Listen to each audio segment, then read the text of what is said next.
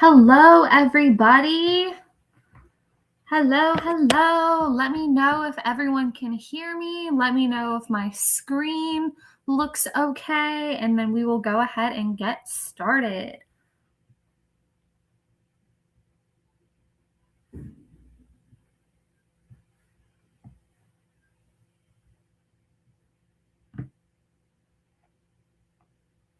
All right. Awesome. All right. Well, hello, coders, and welcome to another week of our ICD-10-CM Guideline Mastery sessions. I am Ms. Haley, your lead instructor for this class, and I am so excited to welcome new and returning coders to our Monday night class. Today, we will be going over and reviewing all of our infectious disease guidelines. This is going to include HIV, which we touched on last week, sepsis, MRSA, and COVID. So we are going to be picking up the pace of this class, and instead of going over every single guideline, we are going to move to a little more advanced guideline scenarios so we can really reach that guideline mastery. And at the end of our guideline practice, we are going to have a live game so we can have review of the guidelines and a little fun as well. All right. So before we get started, I'm going to go ahead and read the copyright. So ICD-10-CM copyright 2026, American Medical Association, all rights reserved. Fee schedules, relative value units, conversion factors, and or related components are not assigned by the AMA, are not part of CPT or ICD-10-CM, and the AMA is not recommending their use. The AMA does not directly or indirectly practice medicine or dispense medical services. The AMA assumes no liability for data contained or not contained. ICD-10-CM is a registered trademark of AAPC. AAPC content found within this presentation is copyright of AAPC. Keyword concept FTR, CHUN, AMCI Fab 7, AMCI ICD-10 Flip, TAP, and MCG are trademarks of AMCI. The credentials CPC, CRC, COC, CPMA, CPB, CPPM, CPCO are owned by the AAPC. AMCI does not own the rights to these credentials. The credentials CCA, CCS, CCS-P, RHIA, RHIT are owned by AHIMA. AMCI does not own the rights to these credentials. All right. So we are going to start off with a little warm-up just so we can kind of get our infectious disease guideline juices flowing. So here is going to be our first warm-up question. And I'm just going to give you guys just a second to solve this. So what does MRSA stand for? Does it stand for methicillin-resistant Staphylococcus aureus, methicillin-resistant Streptococcus aureus, moderate resistant susceptible aureus, or mild resistant Streptococcus aureus? All right, so again, I will give you just a minute just to get that one solved, and we will move on with our warm-up. Let me see. I will go ahead and look at the comments.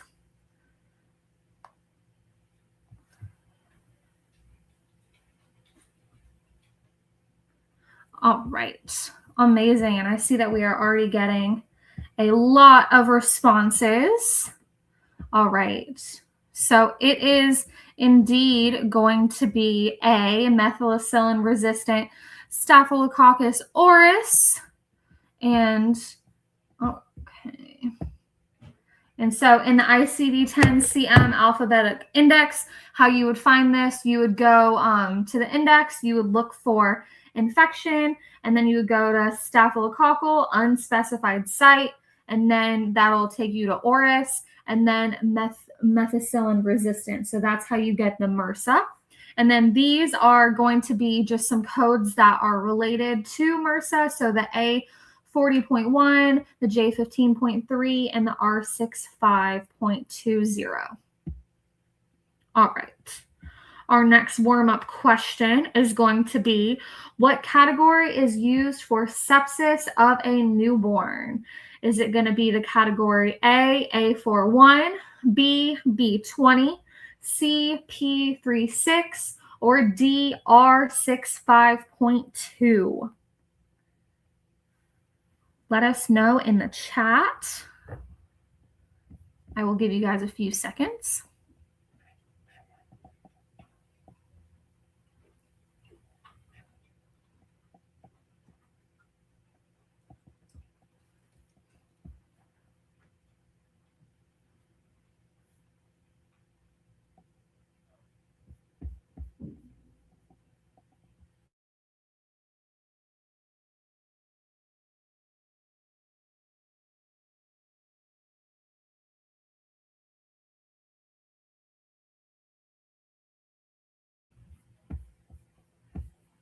All right, I am getting a lot of wonderful answers in the chat. That is some great participation. So the answer for this is going to be,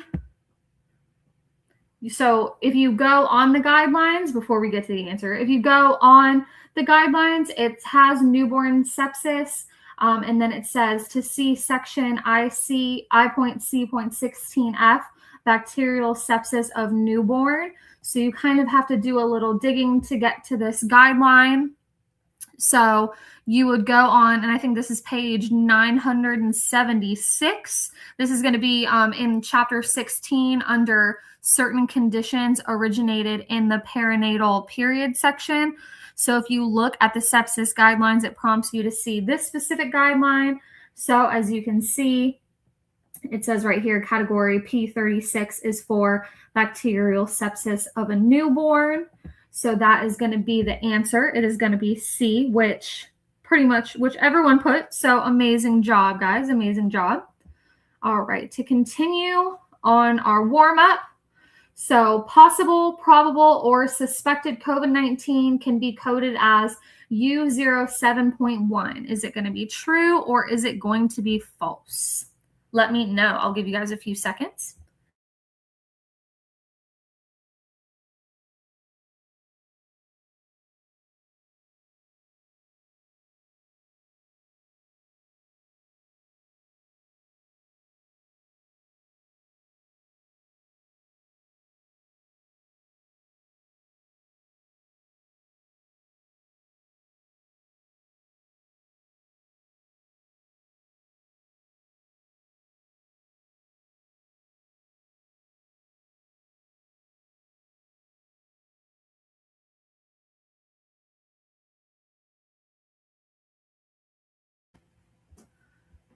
All right. Amazing job as per usual, everyone. Okay, so this is going to be false. So we have quite a few guidelines that prompt you to different codes that you can use for if you see possible, probable, suspected. So the guidelines you can use to get to this answer, we have an exposure to COVID-19. We have a guideline for that. We have a screening for COVID-19. A guideline for that. And then we also have a guideline to just code signs and symptoms without definitive diagnosis of COVID-19. So there are many ways that you can use these guidelines and get to the answer of false, but however you guys did it, it was correct. So yes, you cannot code a possible. That is correct. Great research, guys. Awesome. And then this is going to be our last warm-up question, and then we're going to get to some more in-depth scenarios. So what code would you use for unspecified sepsis? So are we thinking A, R65.2? Are we thinking B, A41.9, C, 098.2, or D, P36? How would we code unspecified sepsis? I will give you guys a few seconds.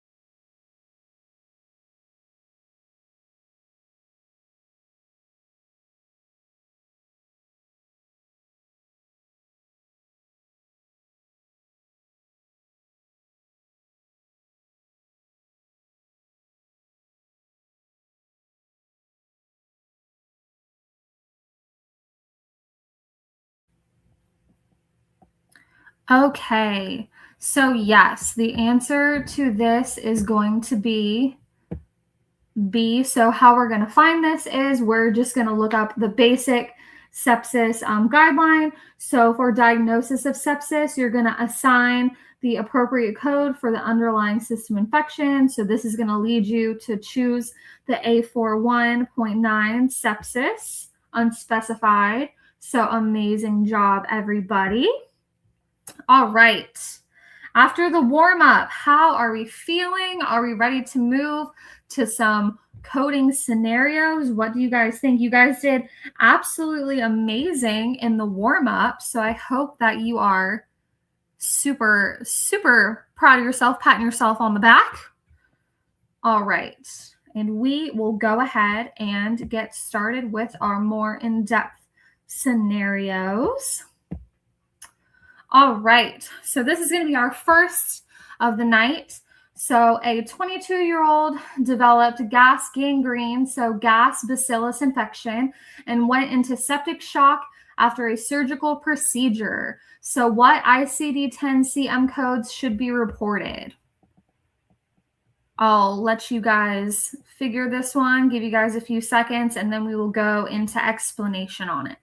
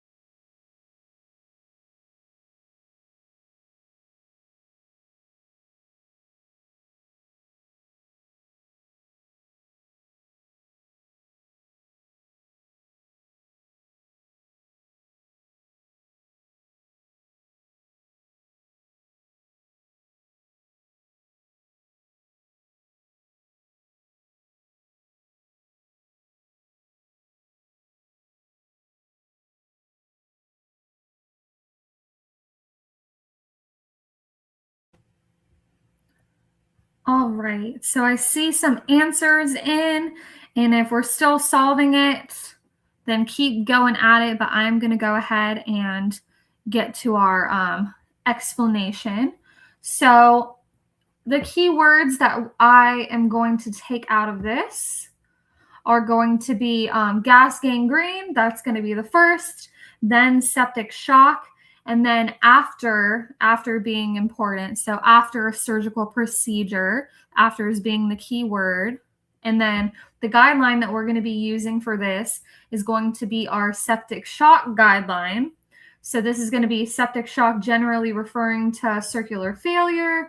And then right here, you can see for cases of septic shock, the code for systematic infection should be sequenced first, followed by code R65.21, severe sepsis with septic shock, or code T81.12, post-procedural septic shock. So with that being said, this is the guideline we're going to be using, and we will be coding the systematic infection first, followed by our septic shock code. And since this is a post-procedural septic shock, because it says right here after the surgical procedure, we are going to be using the T81.12 code. And so that's why I wanted to emphasize the after in our keywords. So that is why A is going to be incorrect, because this codes severe sepsis without septic shock. So B is also incorrect because R65.21 is also a code for severe sepsis without septic shock. This makes B and C both incorrect. That would make both B and C incorrect because they both are using that code. And that makes D the correct answer, with A48.0, the code for gas gangrene, and T81.12XA, and that is going to be the code for post-procedural septic shock initial encounter. So right here, this is how it's going to look when you're looking it up in the ICD-10-CM book.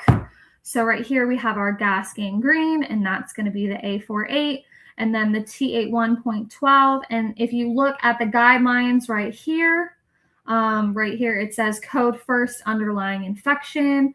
And if you need to use an additional code, so you kind of have to pay attention to everything that the codes are giving you, and definitely make sure that you read everything that you're able to read, because it might direct you to something different.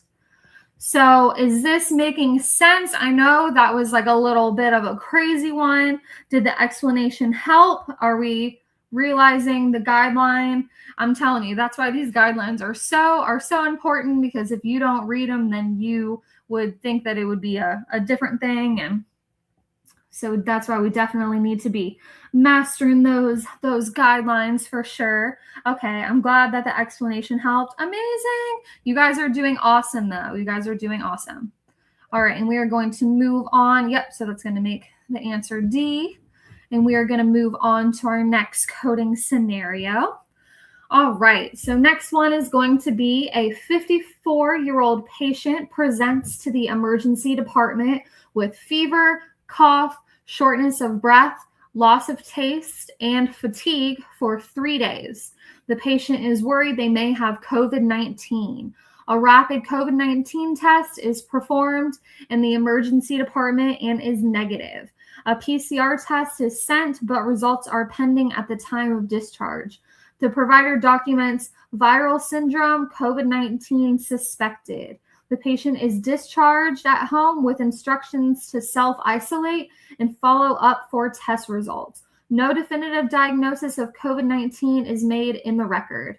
So with that, your options are going to be A, U07.1, B, Z20.822, U07.1, C, R50.9, R05.9, R06.2, R43.2, and R53.3. I think that's incorrect. There's just a double code, so ignore the double code in C. It's just one R50.9. I'm so sorry. And then D, B34.9, Z20.82.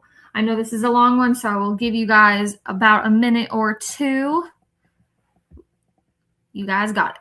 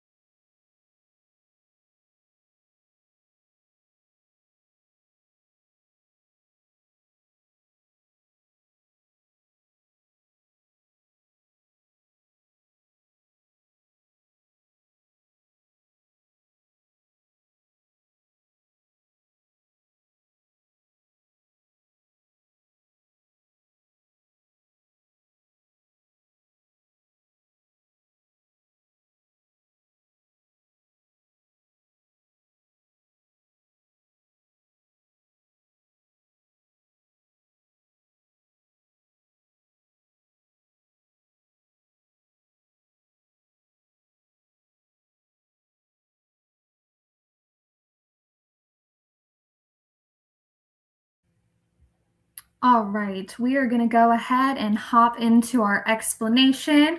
If you are still solving, go ahead and do your thing. We're going to go ahead and get started. So starting off with the key words that we are going to note in this scenario. So our key words are going to be fever, cough, the shortness of breath, the loss of taste, and the fatigue. We're also going to note that the ED, so the ED test is negative. We're going to note the COVID-19 suspected with emphasis on the suspected, and no definitive diagnosis. So this is going to be the guideline we are focusing on to solve this. So it's going to be signs and symptoms without definitive diagnosis of COVID-19. So for patients presenting with any signs or symptoms associated with COVID, such as fever, etc., which fever is in here, so that's perfect, but a definitive diagnosis has not been established, assign the appropriate codes for each of the signs and symptoms. So there is not a positive test or direct recorded exposure to COVID. So the signs and symptoms should be coded. So this is going to eliminate option A and option B, which have the U07.1 code for a positive COVID case. And D would be incorrect because it codes for unspecified viral infection and exposure to COVID. And the exposure to COVID was not documented in the scenario. It just says that he worries he may have COVID-19. He doesn't specifically say that he has been directly exposed to COVID-19. So that is why D would be incorrect. And so you would look up in the ICD-10 book, you would look up fever unspecified, which is going to be the R50.9. And again, I apologize for posting the R50.9 twice. And we're also going to code, oh, I'm so sorry. You do put it twice. So R05.9 cough unspecified. They're both going to be unspecified. And then R06.02 is going to be the shortness of breath code. Then we have our R43.2, and then this is going to be the abnormal perception of taste. So that is going to be the code for the loss of taste. And then our R53.83 is just going to be fatigue, not otherwise specified. So that is the guideline that you are going to be using, and that is how you get to this answer. I hope that the explanation made sense. Let me know if that makes sense in the chat. Yes, you don't code the specific. Yes. So there were a lot of, like I said, you definitely use the code words. The no definitive diagnosis would probably be the biggest keyword because it's kind of using the same kind of vernacular, the same words as this guideline right here without definitive diagnosis of COVID-19. And then, yes, so you would just code the signs and the symptoms, and that's how you get, yep. All right. Thank you for letting me know. I'm glad that the explanation helped. All right. And yes, the answer would be C right here. Okay, let's move to our next scenario. Okay, so Mr. Sloan has bunions that are hot to the touch, purulent, and the patient says he has a fever. The history of present illness revealed that the patient also lost his health insurance and has self-treated what he says are bilateral bunions with industrial tools such as wood file and sander. Ouch. The patient has no other comorbidities. The physician diagnosed the patient with penicillin-resistant MRSA with left hallux valgus and right hallux rigidus. Which code best describes this encounter? Is it going to be A, Z16.11, M21.619, B, B95.62, M21.612, M20.21, C, Z16.11, B95.62, M21.612, M20.21, or D, B9 5.62, Z 16.11, M21.612, and M20.21. I will give you 1 or 2 minutes, coders, and the time is now.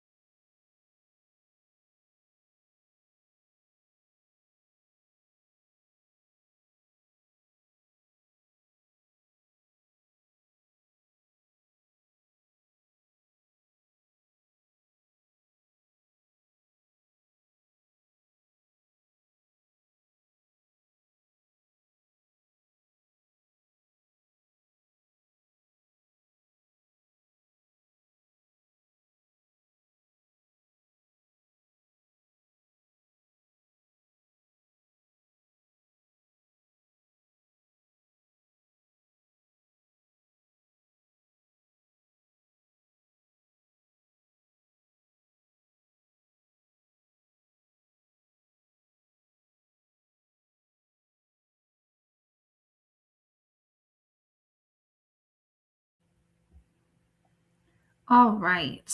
All right. And if you guys are still solving, again, go ahead.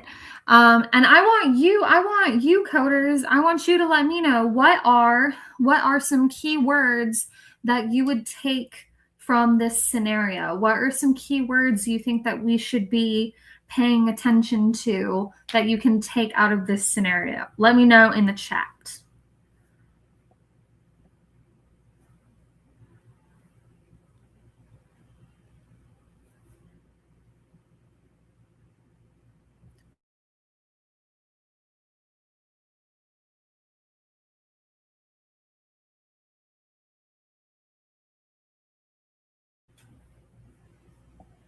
Yes, penicillin resistant. Amazing. That is definitely a key word. MRSA. Yes. Amazing. Amazing job. Yes. Great job, guys. Great job. Yes. So some keywords that I put in are definitely the bunions, hot, the purulent, the fever, the penicillin resistant, as you guys said, the MRSA. I don't know why I just put MERS, but you guys know. And then left hallux and the right hallux rigidus. Amazing. Yes, great job. And then this is going to be the guideline that we are going to focus on to get to this answer. So it's going to be our combination codes for MRSA infection. So if you read this, you can see right here, I don't want to read the whole thing because I know it's a little long, but it says right here, do not assign code B95.62 methicillin-resistant Staphylococcus aureus infection as the cause of disease classified elsewhere as additional code. Do not assign code from subcategory Z16.11 resistance to penicillin as additional diagnosis. So the bottom half of this guideline is going to be very important for this scenario specifically. So the patient was diagnosed with penicillin-resistant MRSA. The guideline stipulates to use a combination code when available and to never, there's an emphasis on never, code Z16.11 with B95.62. So in this case, it is sufficient to use the code B95.62 for the MRSA and not the penicillin resistant code, which would be the Z16.11. So this automatically is going to eliminate our A, our C, and our D because all of these codes include Z16.11. So, and we're not going to be using that code. So that would automatically eliminate all of those. And that is going to make B the correct answer. And these are going to be our codes that we are going to find in the ICD-10-CM book. So the B95.62 is our MRSA infection as the cause of disease classified elsewhere. So this is what you're going to see when you look it up in the book. Then this is going to be the M21.61. This is going to be the code for the bunion or the left hallux valgus. So that's going to be the code for that. And then the M20.2 is going to be the code for the hallux rigidus. So that is why that code is used. And you see that B is going to be the correct answer. All right. Amazing, guys. You guys had some awesome participation in the chat. I am seeing the answers flying in. And yes, even if the answer is correct, we are here to learn and we are here to master these guidelines. And I know there are so many. So we are here to get our practice in. That is why we are here. So I'm glad you guys are participating like you are in the chat and putting in some key words for the scenarios as well. You guys are doing awesome. All right, and we are going to move on to our next scenario of the night. All right, so a 75-year-old elderly Mr. Cerro presents to the emergency department complaining of a high fever the day prior to the encounter and of extreme lethargy. He has a history of benign hypertension, which has been elevated. On arrival, he has examined and admitted with possible septic urinary tract infection, so a possible septic UTI, and concerns for his elevated high blood pressure. He was noted to have urinary frequency, positive UTI, and pseudonymous showed in the urine culture, and IV antibiotics were administered. During the course of the day, his fever decreased and his lethargy improved. As the IV fluids were decreased, he resumed a benign hypertensive state. On the next hospital day, the urine was clear and he was discharged on oral antibiotics with septicemia ruled out. What ICD-10-CM codes should be reported? So is it going to be A, B95.62, A41.52, N39.0, I10, B, B96.5, N39.0, I10, R35.0, C, N39.0, B96.5, I10, or D, I10, B95.62, R35.0, N39.0. I will give you guys about 2 minutes. Good luck. Oh no. I did not mean to click that.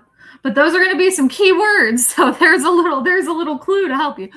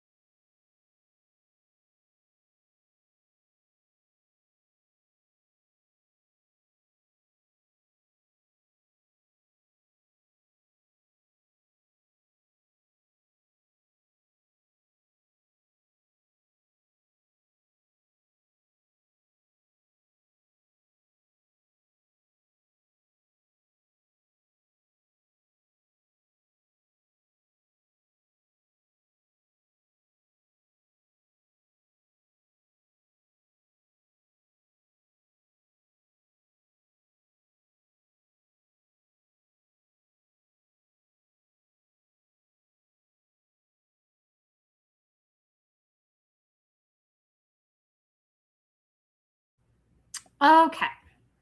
All right. So I put up some keywords accidentally in the beginning.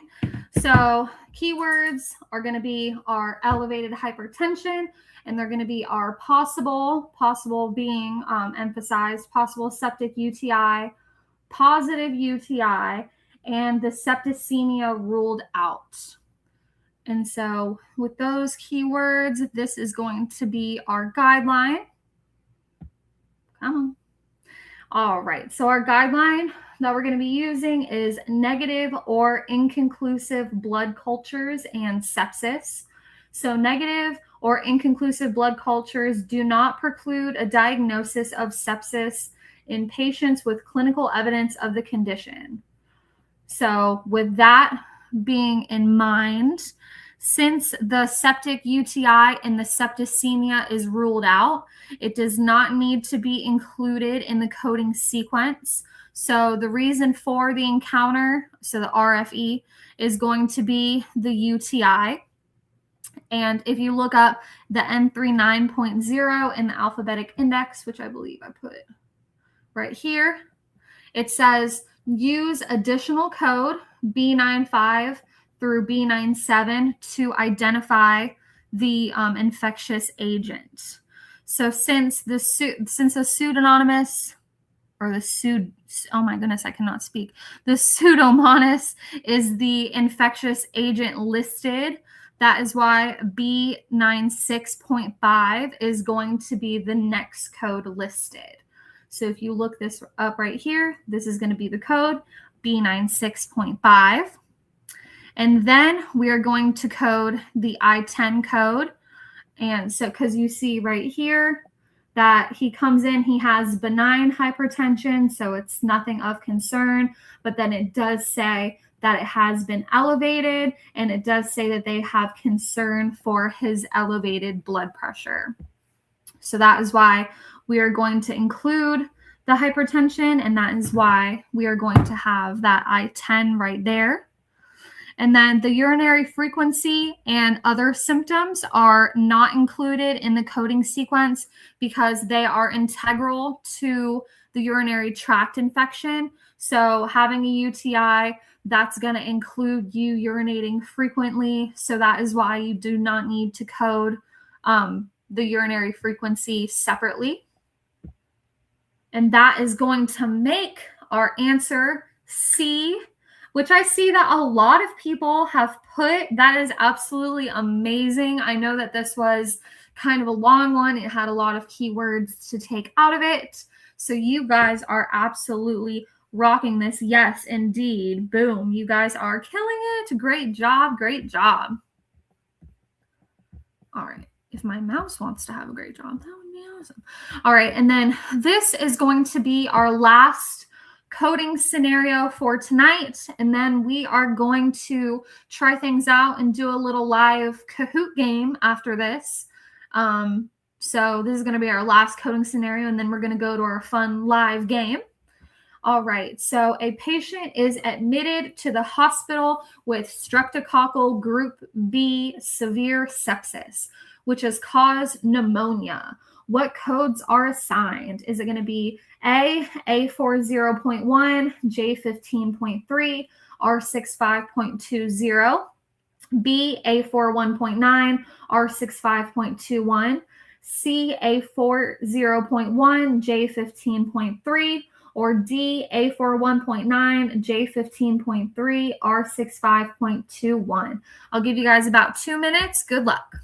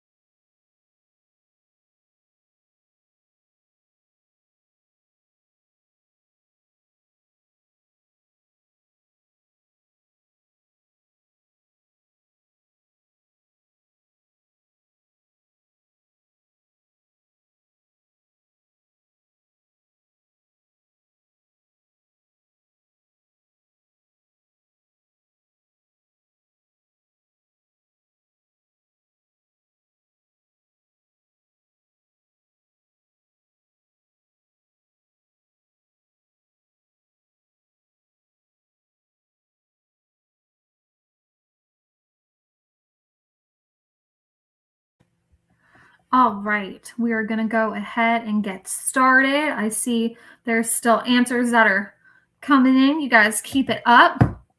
So we are not going to really point out any, since it's such a short scenario, you can kind of just see everything is kind of a keyword in this scenario. This is going to be the guideline we are going to be using to solve this. So this guideline is going to be the sepsis or severe sepsis with a localized infection. So the reason for admission is sepsis or severe sepsis and a localized infection such as pneumonia or cellulitis. I'm not going to read the whole thing, but you guys know, you guys get the gist of it. So per this guideline, if the reason for admission is both sepsis or severe sepsis and a localized infection, which it is here, such as cellulitis or pneumonia, a code for the systematic infection is assigned first, followed by the code for the localized infection. So if you're looking to find these in the alphabetic index, you're going to look for sepsis and then go to streptococcus and then streptococcal group and then group B, which directs you to the A4 0.1 for the systematic infection. And then A4 1.9 is coding for just sepsis, which would make it incorrect. And that would eliminate option B and D right here because it's coding for A4 1.9 right here. So that's going to eliminate option B and option D because that is coding for just sepsis. And we're going to be using the A4 0.1 instead. And if you look right here, the A41, it's going to be the streptococcal sepsis. And then if you go down here, the A4 0.1 is going to be sepsis due to streptococcus group B. So it's coding for both the localized infection and a sepsis. So that makes it the correct answer. And that is why B and D are going to be eliminated. And then next you have to code for the localized infection. So pneumonia is what we're going to be coding for because that's going to be our localized infection. Pneumonia can be found by, the same kind of way, going through the alphabetic index, looking for pneumonia, and then going through the process with that. And so if you look, you are going to come up with J15.3, and that is going to be pneumonia due to streptococcus group B. And then that is why that is going to be used. So referring back to the guideline, it states that if a patient has severe sepsis, that a code from the subcategory R65.2 should also be assigned as a secondary diagnosis. And so you're going to look that up in the ICD-10 handbook, and that is going to take you to right here, R65.20, and that is going to code for the severe sepsis without septic shock, because there's no septic shock that is included in this scenario. All right, and then that is going to make the correct answer A. So we have our A4.1, so our sepsis due to the group B. We have our J15, our pneumonia due to group B. And then we have our R65.20. You guys are killing it in the chat. Does that explanation make sense? I see a lot of people during the explanation were changing. You guys got some aha moments. Yes, exactly, as Ms. J loves to say. You guys did awesome on these. That is really awesome. You guys are getting your guideline mastery for sure. Yes, pat yourself on the back. So many hearts. Yes. Definitely. And like I said, I know there are a lot of guidelines, but this definitely just puts importance on, before you just go ahead and think how it's going to be sequenced. It is always better to double check because more than likely there is going to be a guideline kind of putting you in a different direction on how things need to be sequenced. All right.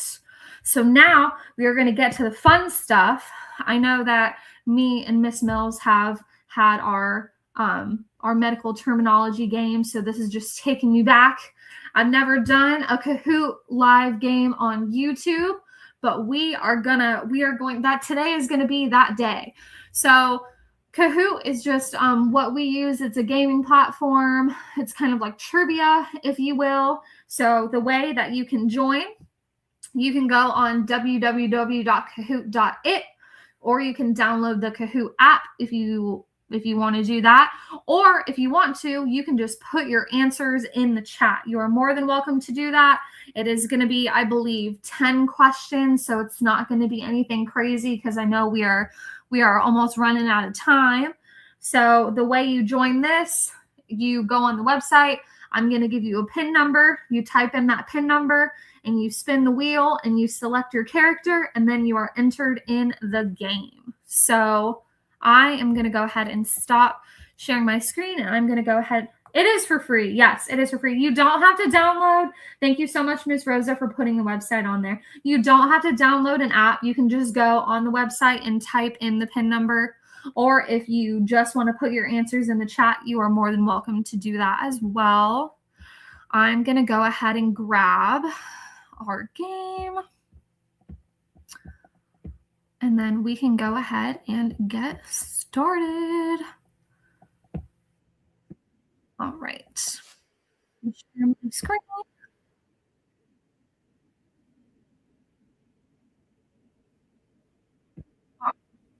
Perfect.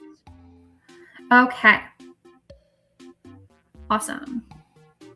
Can you guys see my screen? All right. It's just loading. So if you go on the website, you are going to type in the PIN number.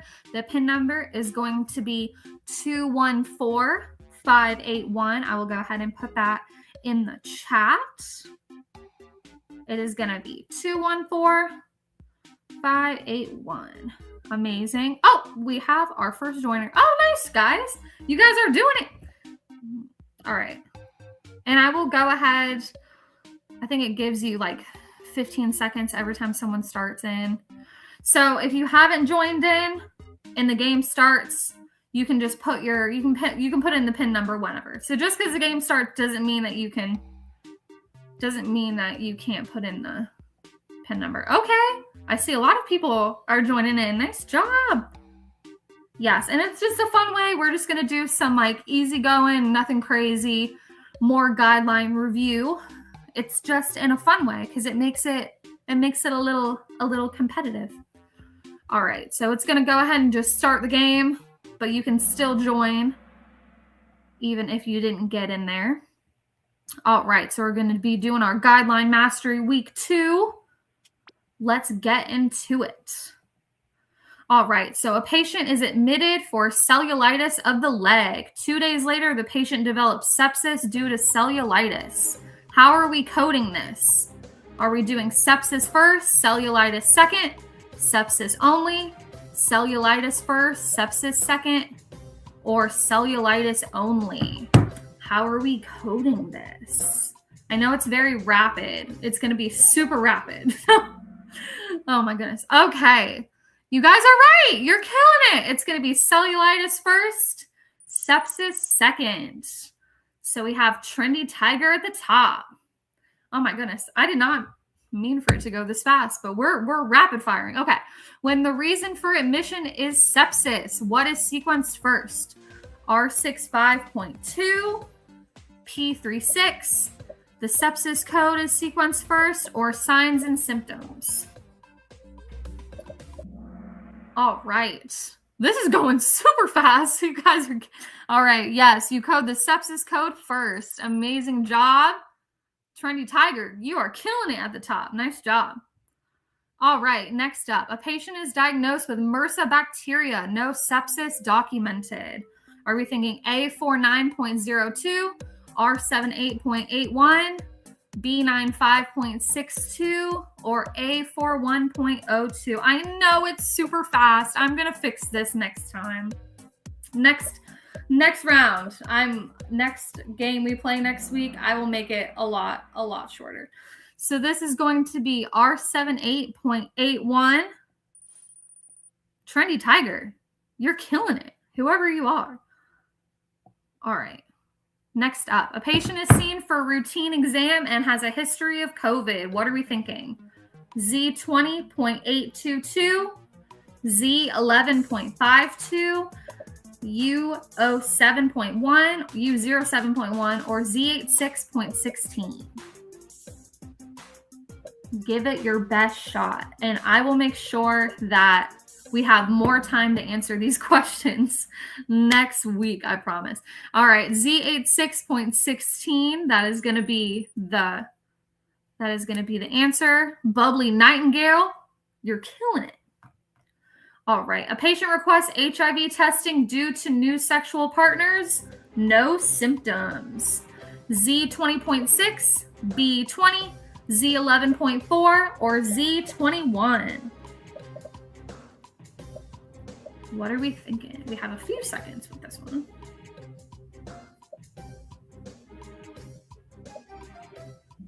Amazing. All right, it is going to be Z11.4. That is just going to be the code just for HIV screening. And Bubbly Nightingale, you are at the top. All right. What code is assigned for a patient who is screened for COVID but has no symptoms or no known exposure? Is it going to be Z86.16, R50.9, U07.1, or Z11.52? Oh no, someone put oops in the chat. All right, you guys got it. All right, it is going to be Z11.52. Amazing job. Yep, and we got some answers in the chat. Smiling Shark up at the top. All right, got a few more. A patient admitted with sepsis due to an infected diabetic foot ulcer.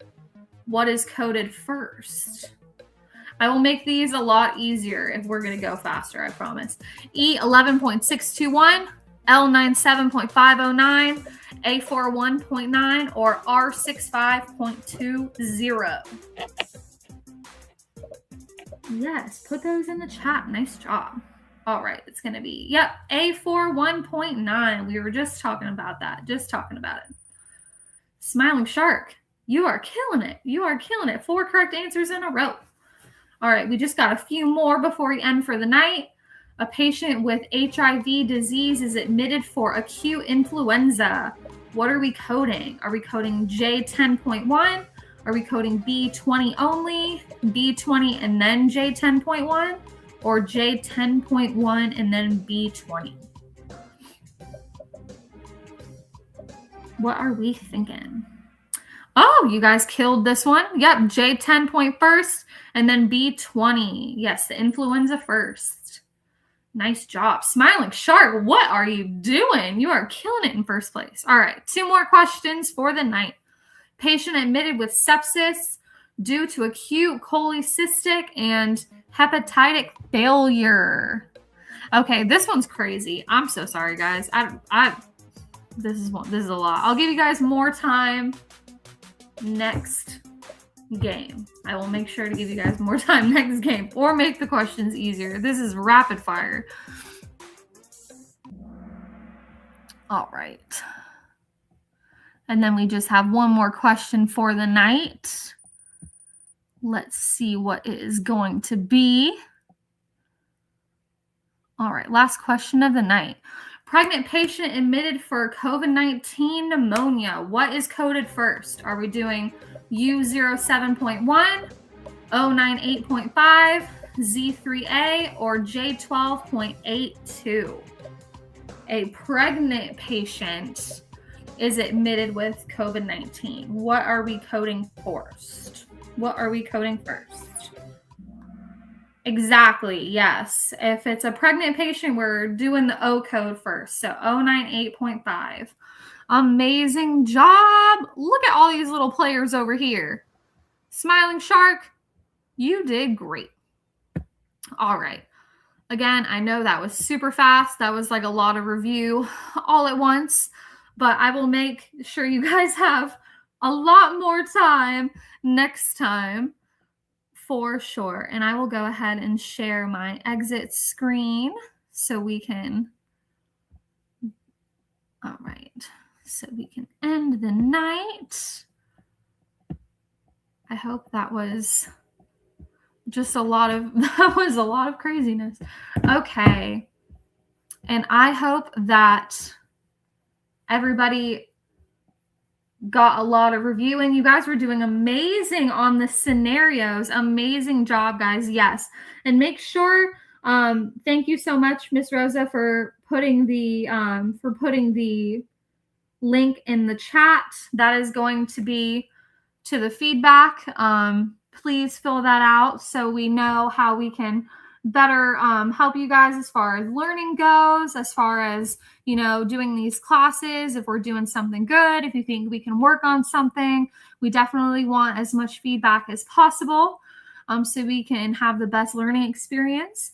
And then, yes, don't forget to like the video, and this is going to be recorded. So if you want to go back and look at those crazy fast questions so you can answer them a little better and take your time, you are more than welcome to do that.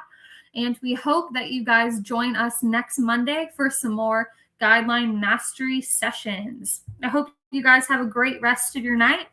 Thank you so much.